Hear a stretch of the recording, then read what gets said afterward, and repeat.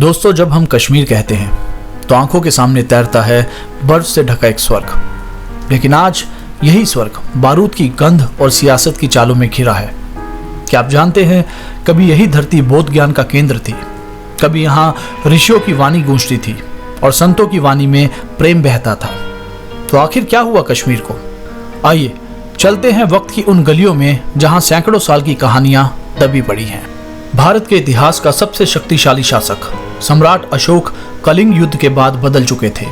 वो अब युद्ध नहीं, शांति के वाहक थे। कश्मीर उनके लिए सिर्फ एक सीमावर्ती प्रदेश नहीं, बल्कि एक आध्यात्मिक प्रयोग भूमि थी। अशोक ने कश्मीर में बौद्ध धर्म को फैलाया, स्तूप बनवाए, भिक्षुओं को आश्रम दिए।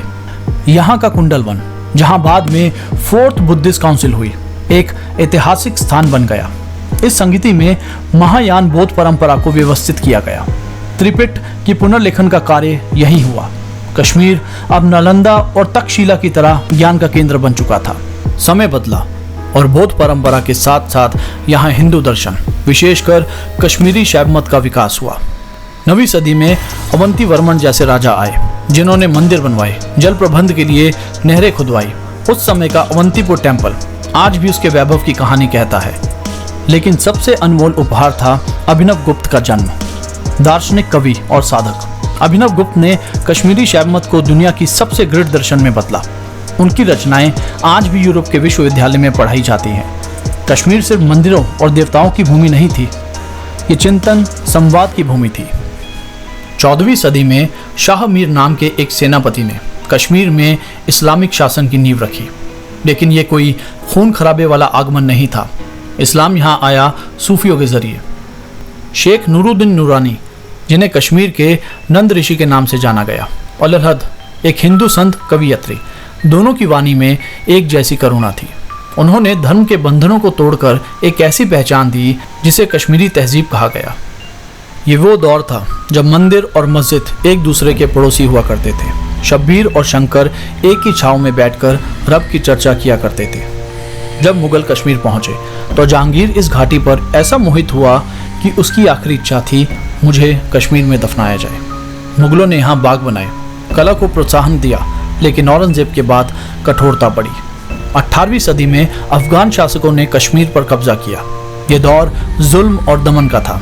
कहते हैं औरतें अपनी बेटियों को पहाड़ी में छिपा देती थी ताकि अफगानी सैनिक उन्हें उठा ना ले जाए।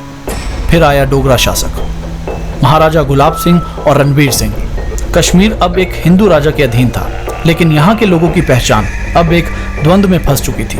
15 अगस्त 1947 भारत आज़ाद हुआ, लेकिन कश्मीर की कहानी अब शुरू होती है। महाराजा हरि सिंह किसी एक देश में विलय नहीं करना चाहते थे, लेकिन जब पाकिस्तान समर्पित कबाली सेना ने हमला बोला, तब भारत की सेना कश्मीर पहुंची, लेकिन एक शर्त पर, instrument of accession. Kashmir Bharat का हिस्सा बना, लेकिन पाकिस्तान ने इसे स्वीकार नहीं किया और शुरू हुआ विवाद।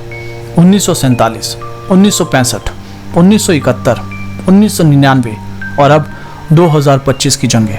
हर युद्ध ने कश्मीर को और भी खून में डुबो दिया।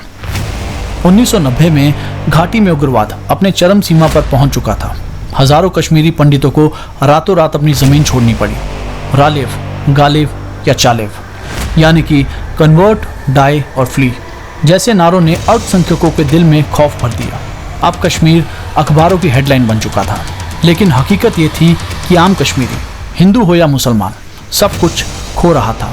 शांति, संस्कृति, अब बंदूकों के शोर में गुम हो गया था कश्मीर।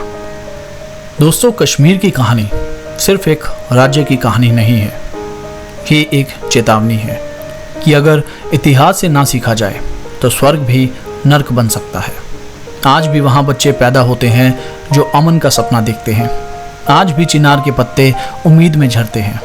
शायद एक दिन फिर से बुद्ध की करुणा, अभिनव गुप्त का दर्शन और ललदत की भक्ति एक साथ गूंजे और फिर से कश्मीर को उसका असली रूप मिले, धरती का स्वर्ग। दोस्तों, अगर आपको ये कहानी अच्छी लगी तो हमारी इस कहानी को शेयर करें, लाइक करें और ऐसी ही कहानी और किस्से सुनने के लिए हमारे चैनल को सब्सक्राइब करें।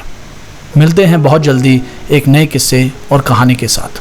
तब तक के लिए धन्यवाद।